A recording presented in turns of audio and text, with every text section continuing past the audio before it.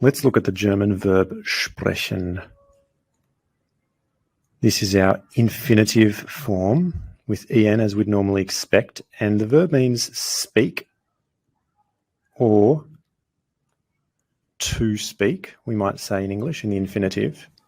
And let's look at its present tense conjugation. The normal endings we'd expect would be e, st, en, t, en. And they are the correct endings, both in the singular and the plural. However, there is one small issue with this verb, and that is that again in the du and the er, sie, es forms, we have had a change over time, and the e has dropped out. Instead of an e in those particular forms, there's an I.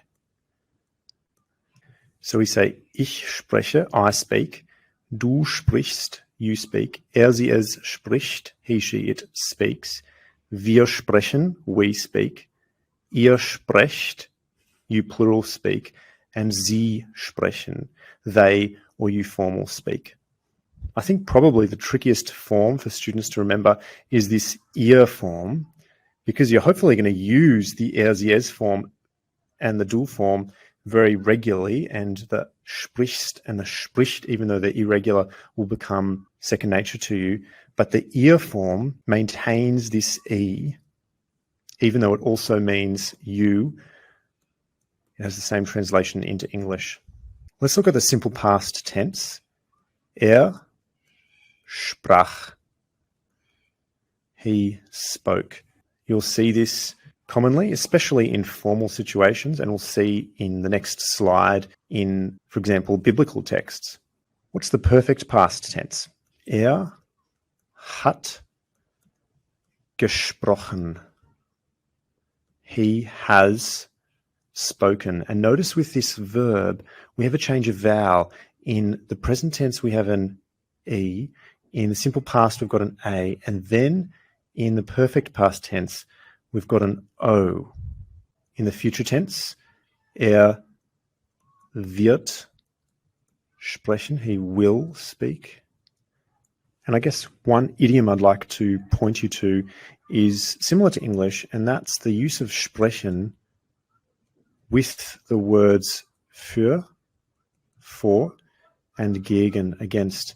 And this can be literal if somebody's speaking for a particular theme or argument, or speaking against a particular theme or argument. But it can also refer to ideas or points or facts or observations and how they speak for or against something.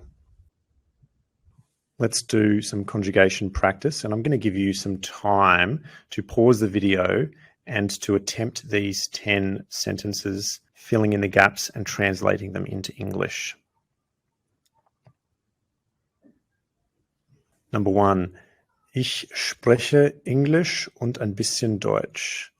I speak English and a little bit of German. We have our E ending here, which is derived from, of course, the subject ich. And a really important phrase in German when you're talking about quantity of things is ein bisschen, a little bit or a bit of. Number 2, wir sprechen zu Hause Chinesisch. We speak Chinese at home. Again, we've got an ending which is clearly linked to a subject, as we saw in our conjugation table on the previous slide. Wir always has that en ending. Number 3, du sprichst eine Fremdsprache, oder? You speak a foreign language, don't you? Now, this order at the end of a sentence, making it into a question, is really useful because notice that the rest of the sentence stays in its normal statement form. And then you can just add order and raise your voice at the end of a sentence to make it into a question.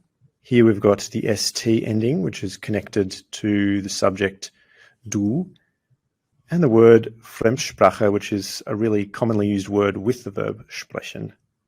Number 4, mein Nachbar spricht viel. My neighbor speaks a lot.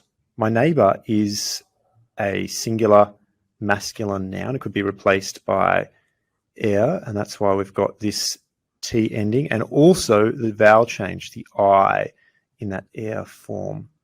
Number 5, ich muss mit dir sprechen.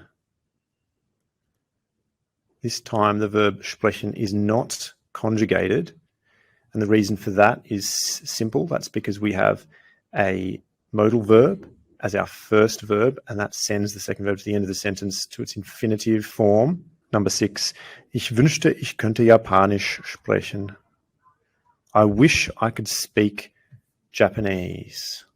This time we have a really handy phrase, and that is, I wish I could. Ich wünschte, ich könnte.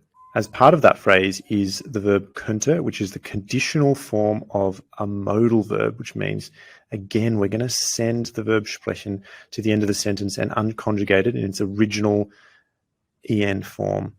Number 7, meine Eltern haben früher Französisch gesprochen. In this sentence, we've got 2 gaps. And so we know it's either got to be past tense or future tense, because we have the concept of earlier time, früher, which is usefully translated either as earlier, literally, or I like to use it for the phrase used to, and the past tense combines with that well. Our 2 elements for the perfect past tense here are haben, the helping verb of sprechen, and then gesprochen, the past participle of sprechen. Number 8, so spricht man nicht mit seinem Lehrer. So here, the student's being told off, obviously, and this means you shouldn't speak with your teacher like that. This is all can be translated as like that, or in such a way, something like that. You might be asking, well, why do we have a T ending and a vowel change? I don't see the sie es form here, but we do have it, and that's contained in the word man, which is a general word for one, or we might sometimes say you. One shouldn't do this, you shouldn't do this, and it's a general word for you. Number 9, also sprach der Herr. Thus spoke the Lord. This is a common phrase in the Old Testament in the context of prophecy, and in this case we have sprach, the simple past form of sprechen, in its er form. Finally, das spricht für sich selbst. Now the selbst is optional, but this is a very common idiom, and it means that speaks for itself.